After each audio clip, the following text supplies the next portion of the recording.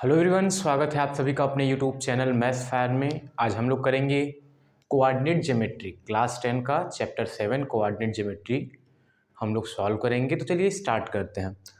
तो coordinate geometry में आपने 9 वगैरह में पढ़ा होगा, एब्सिसा के बारे में, ऑर्डिनेट के बारे में, कोऑर्डिनेट क्या होता है, एक्स एक्सिस क्या होता है, वाई एक्सिस क्या होता है, वो सब मैं ये समझ के चल रहा हूँ कि आप सब पढ़े होंगे, क्योंकि यहाँ पे हम लोग जो एग्ज़ाम के पॉइंट ऑफ व्यू से इम्पॉर्टेंट है वैसे वैसे क्वेश्चन को हम लोग सॉल्व करेंगे और डायरेक्ट फार्मूले का डेरिवेशन नहीं करेंगे। डायरेक्ट हम लोग फार्मूला बताएंगे यहाँ पे हम आपको, और उस पर क्वेश्चन आपको करना सिखाएंगे। तो चलिए स्टार्ट करते हैं। पहला है डिस्टेंस फार्मूला। कोऑर्डिनेट ज्योमेट्री में फर्स्ट टॉपिक आएगा डिस्टेंस फार्मूला। तो फर्स्ट है डिस्टेंस फार्मूला। Distance formula. अब इस डिस्टेंस फार्मूले को आप लोग ध्यान से समझिए। कुछ है नहीं, बहुत ही सिंपल फार्मूला है, आप लोग बहुत इजी कर पाएंगे। देखिए, एक पॉइंट ये हो गया और एक पॉइंट ये। अगर इन दोनों पॉइंट को मीट कर दिया जाए, तो अगर मान लिया जाए ये पॉइंट ए है और ये पॉइंट बी, और इसका कोऑर्डिनेट x1 y1 और इसका कोऑर्डिनेट x2 y2 इस तरीके से हो, समझ में आया? तो बोलेगा कि ए और बी के बीच का डिस्टेंस निकालिए। ए और बी के बीच का डिस्टेंस, तो ए बी के बीच के डिस्टेंस को हम लोग ए बी राइट करें या फिर स्मॉल डी यानी डिस्टेंस राइट करके इसको राइट कर सकते हैं अंडर रूट में x2 माइनस एक्स वन का whole square plus y2 minus y1 का होल स्क्वायर। तो ये होता है डिस्टेंस फार्मूला। अब आप लोग को देखिए, ये नहीं कंफ्यूजन होना है कि पहले x2 कौन होगा x1 कौन होगा। आप किसी को भी मान लीजिए और इसी फार्मूले को ये भी आप राइट कर सकते हैं कि हम लोग अगर x2 माइनस x1 ना करें तो x1 माइनस x2 भी हम लोग कर सकते हैं, और y1 माइनस y2 भी हम लोग कर सकते हैं। देखिए, ये नहीं करना है कि x1 minus x2 y2 minus y1, ऐसा नहीं करना है। अगर x1 पहले है तो y1 भी पहले ही आएगा, x2 पहले है तो y2 भी पहले आएगा। तो इस तरीके से अगर दो पॉइंट दिया है, बोला है कि दो पॉइंट के बीच का डिस्टेंस निकालिए। एग्जाम्पल देख लीजिए। एग्जाम्पल है कि एक पॉइंट है 2,3 और एक पॉइंट है 2,3 0,0। इन दोनों के बीच का डिस्टेंस निकालना है। इसको a मान लिया जाए, इसको b, और ये कोऑर्डिनेट x1 y1 कर लीजिए, इसको x2 y2, या फिर इसी को x1 y1 कर लीजिए, इसी को x2 y2 कर लीजिए। आंसर में कोई चेंजिंग नहीं होगा, किसी भी तरीके से करेंगे आप लोग, आंसर आपका आ जाएगा। तो डिस्टेंस क्या होता है? Distance A B equal to under root में x1 माइनस x2। तो x1 है 2 माइनस 0 का होल स्क्वायर और प्लस 3 माइनस 0 का होल स्क्वायर। तो 2 में से 0 जाएगा, 2 ही रह जाएगा। 2 का स्क्वायर करेंगे तो 4, और 3 में से 0 जाएगा 3 का स्क्वायर करेंगे 9, तो ये आ जाएगा अंडर रूट 13। और यूनिट तो कुछ दिया नहीं होता तो हम लोग राइट करेंगे यूनिट। तो ए बी इक्वल टू कितना आ गया? Under root 13 unit. तो इस तरीके से डिस्टेंस निकालना है। कभी कभी क्या होता है कि आप लोग को न्यूमेरिकल वैल्यू न दे करके, वो होता है ना ट्रिग्नोमेट्रिक रेशियो दिया होता है, तो उन सबको ऐसे ही करना है। कुछ ज़्यादा परेशान नहीं होना, बस जैसे बोला है वैसे करना है। फार्मूला ये दोनों है, फार्मूला आप इसको लगाओ चाहे यही, फार्मूला दोनों ही है, बस आगे पीछे हम लोग कर लेते हैं। x1 को किसी को भी आप x1 y1 मान सकते हैं, किसी को भी x2 y2 मान सकते हैं।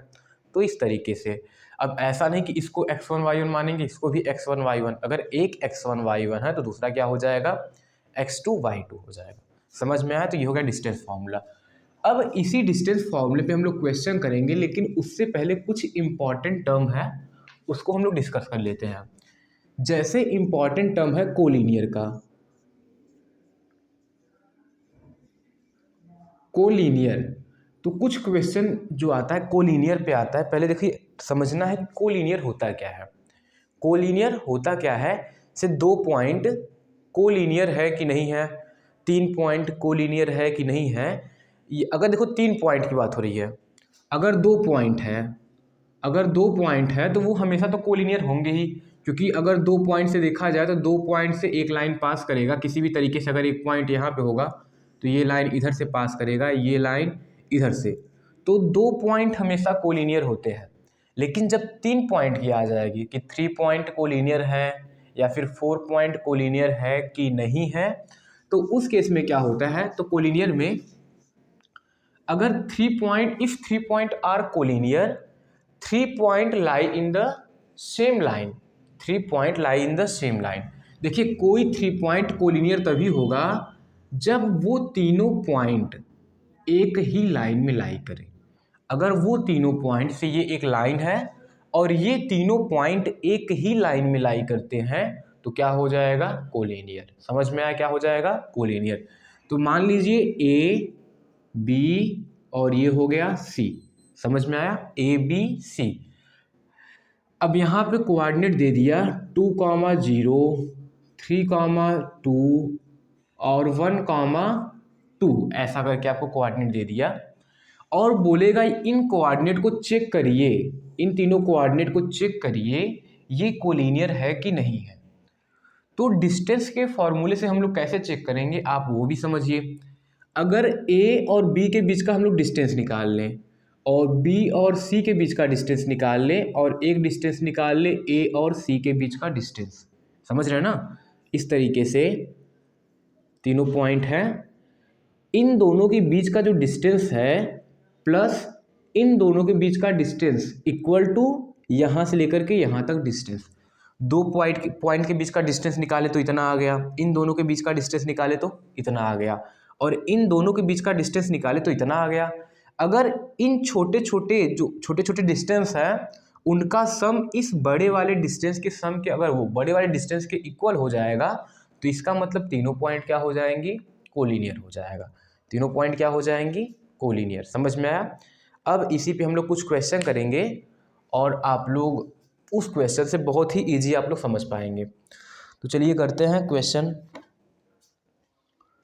करते हैं इस पे।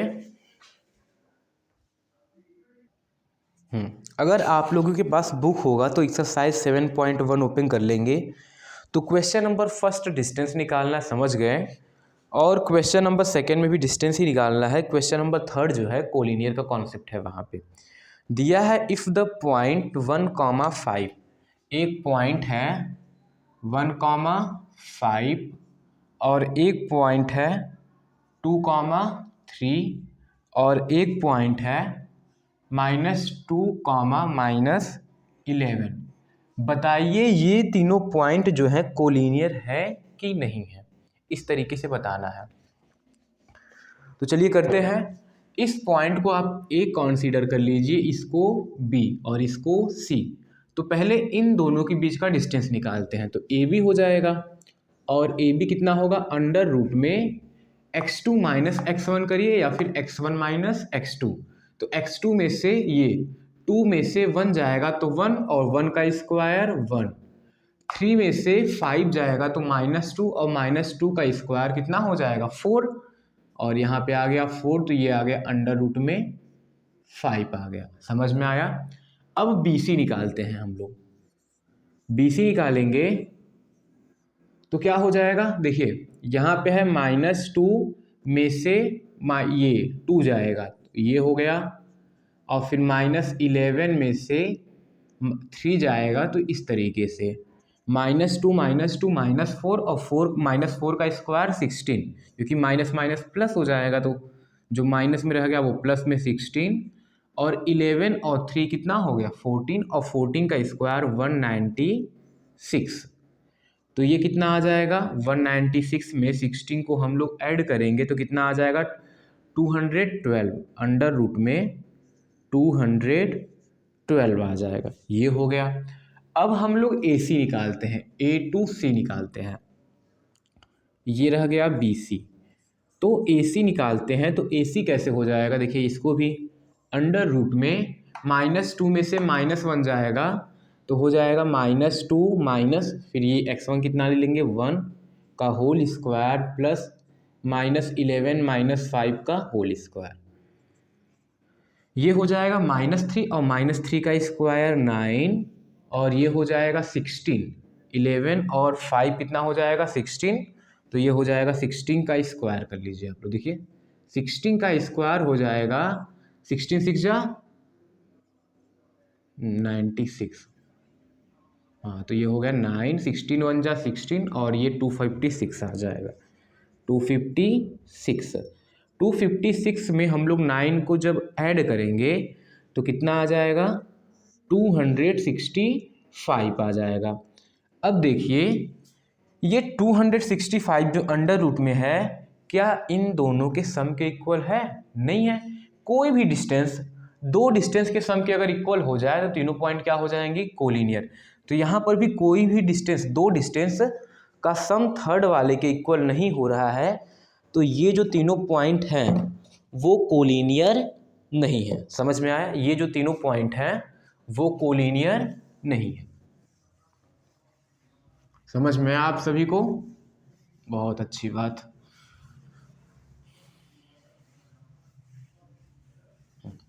आप लोग डिस्टेंस फॉर्मूले को नोट कर लेंगे, हम आपको क्वेश्चन समझा देंगे, आप लोग क्वेश्चन करेंगे, नहीं आएगा तो नेक्स्ट वीडियो में सारे एक्सरसाइज के क्वेश्चन हम करवा देंगे।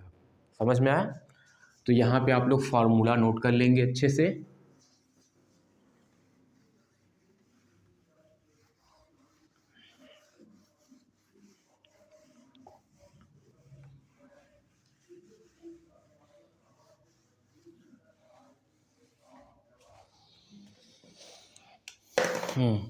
क्वेश्चन नंबर 4 है, चेक करिए कि 5, -2, एक पॉइंट है 5, -2 और एक पॉइंट है 6, 4, 6, 4 और एक पॉइंट है 7, -2। चेक करिए कि ये जो तीनों पॉइंट हैं, जो तीनों कोऑर्डिनेट हैं, वो आइसोसेलेस ट्रायंगल के वर्टेक्स हैं। ऐसा आपको चेक करना है, क्या ये आइसोसेलेस ट्रायंगल के वर्टेक्स हैं कि नहीं है। चलिए आइसोसेलेस ट्रायंगल फॉर्म करते हैं। तो ये मान लीजिए ये आपका 5, -2 हो गया, और ये हो गया 6, 4 और ये हो गया 7, -2। तो आइसोसेलेस ट्रायंगल में होता क्या है बताइए? आइसोसेलेस ट्रायंगल में दो साइड आपस में क्या होते हैं? इक्वल। तो इन दोनों पॉइंट के बीच का डिस्टेंस निकालेंगे, इन दोनों पॉइंट के बीच डिस्टेंस निकालेंगे, इन दोनों पॉइंट के बीच डिस्टेंस निकालेंगे। अगर दो डिस्टेंस इक्वल आ गया तो ट्रायंगल क्या हो जाएगा? Isosceles triangle. अगर कोई डिस्टेंस जो है, तीनों डिस्टेंस अगर आपस में अनइक्वल आ गए तो वो आइसोसेलेस ट्रायंगल नहीं होगा। समझ में आया? तो आप लोग क्वेश्चन नंबर 4 को करेंगे, कर ही लेंगे आप लोग। तो क्वेश्चन नंबर 4 को आप लोग सॉल्व कर लेंगे। अभी क्वेश्चन नंबर 5 पे हम लोग आते हैं।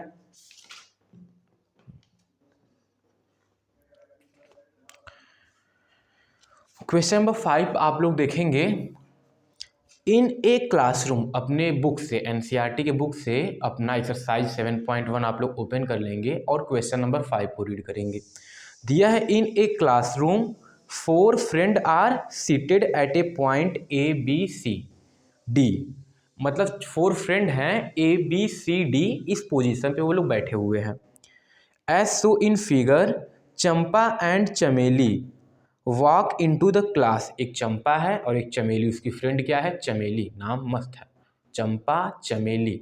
वो दोनों फ्रेंड क्लास में वॉक करती हैं, क्लास में क्या करती हैं? वॉक करती हैं। And after observing for a few minute, और कुछ मिनट तक ऑब्जर्व करने के बाद चंपा आस्क चमेली, चंपा चमेली से कहती है, don't you think ABCD is square, क्या तुमको लगता है ABCD जो स्क्वायर है? क्या तुमको, जो चारों फ्रेंड बैठे हैं, क्या इन चारों का पोजीशन देख के तुमको लगता है ABCD स्क्वायर है? तो चमेली डिसएग्री, चमेली क्या करती है? डिसएग्री करती है।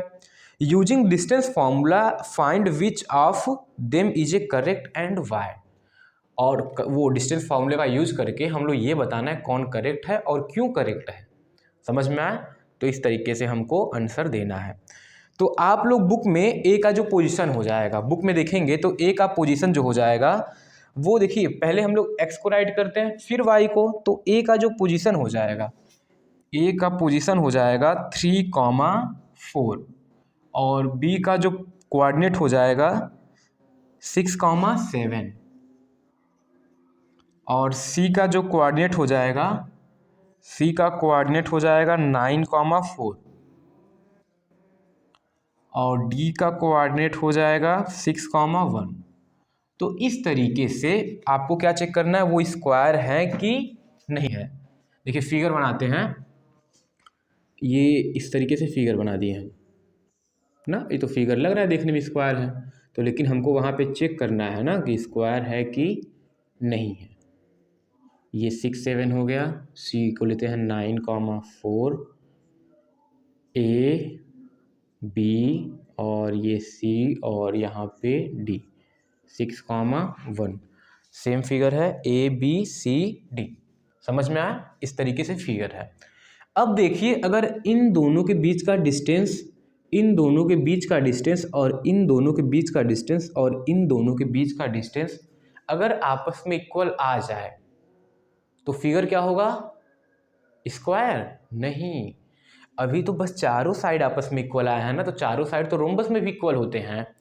जब चारों साइड अगर आपस में आपको दिख जाए तो इसके बाद निकालना है दोनों डायगोनल। क्या निकालना है? दोनों डायगोनल, यानी एक बार a टू c निकालना है, एक बार b टू d निकालना है। जब दोनों डायगोनल भी आपस में इक्वल हो जाएंगे तो फिगर क्या हो जाएगा? स्क्वायर। चारों साइड निकाल के हम लोग ये नहीं डिफाइन करेंगे वो स्क्वायर है कि नहीं है, लेकिन 70% या फिर 50% हम लोग को सॉल्व ही हो जाएगा।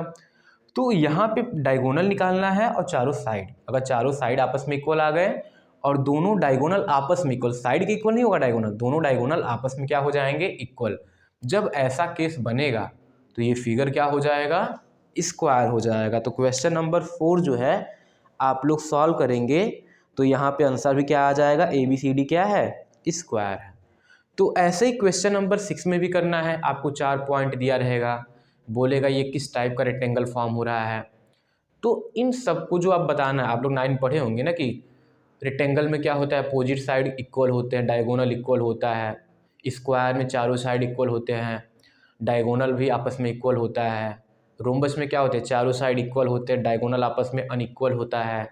अगर यहीं पे डायगोनल अगर अनइक्वल आ गए तो फिगर क्या हो जाएगा? रोम्बस हो जाएगा। तो ऐसे पैरेललोग्राम में क्या होता है? Opposite side equal and opposite side equal होता है, डायगोनल क्या होते हैं? अनइक्वल हो जाएंगे। तो इस तरीके से आप लोग क्वेश्चन को करेंगे। तो यहाँ पे क्वेश्चन नंबर 6 तक आप लोग घर पे ट्राई करेंगे। रह गया क्वेश्चन नंबर 7, 8, 9 एंड 10। तो क्वेश्चन नंबर 7 जो है हम लोग नेक्स्ट वीडियो में करेंगे। तो आप लोग इतना करिए, देखिए फॉर्मूला कैलकुलेशन से पीछे नहीं हटना है। अगर आपको बढ़ना है मैथ में, अगर अच्छा मार्क्स लाना है तो आपको कैलकुलेशन से पीछे नहीं हटना होगा। बच्चे क्या करते हैं कि कैलकुलेशन सॉल्व करने से पहले वो कहते हैं कि नहीं करे नहीं करे। अगर आप ऐसा करना छोड़ देंगे, अरे गलत ही होगा, आप करेंगे ना, एक बार गलत होगा, लेकिन आप अपनी गलतियों से सीखेंगे कि ऐसा नहीं करना है। हाँ, और बेसिक कैलकुलेशन को ध्यान में, मल्टीप्लाई वगैरह में फोकस करिए एकदम, मतलब फोकस रहिए कि कहीं गलत ना हो पाए। कैलकुलेशन करेंगे तभी आपको आएगा ना। और मैथ वैसे नहीं आता कि आप लोग लर्न कर लेंगे, प्रैक्टिस पे डिपेंड करता है। प्रैक्टिस करेंगे तभी मैथ आएगा, जितना लगाएंगे उतना मैथ आपका अच्छा मैथ हो जाएगा। तो कैलकुलेशन पे मिस्टेक नहीं करना है। और मैथ पहली बात लगाने से पीछे तो हटना ही नहीं है, गलत ही लगाइए, जैसे आए वैसे लगाइए, लेकिन कोशिश करिए। बोलते हैं ना कोशिश करने वालों की हार नहीं होती है, तो वैसे मैथ में भी कोशिश करने वालों की कभी हार नहीं होती है। जो कोशिश करता है वही मैथ में सबसे अच्छा नंबर पाता है। आप लोग मेहनत करिए, कोशिश करते रहिए। और क्वेश्चन को, अगर क्वेश्चन देखें तो एक बार क्वेश्चन को थोड़ा सा सोच के ट्राई करें। ट्राई करेंगे तो क्वेश्चन ज़रूर आएगा। समझ में आया? चलिए मिलते हैं आपसे नेक्स्ट वीडियो में, तब तक के लिए धन्यवाद आप सभी का। और रही एक बात और, अगर आप चैनल पे नए हैं तो चैनल को शेयर और सब्सक्राइब ज़रूर कर दिया करिए। हाँ, चलिए मिलते हैं नेक्स्ट वीडियो में।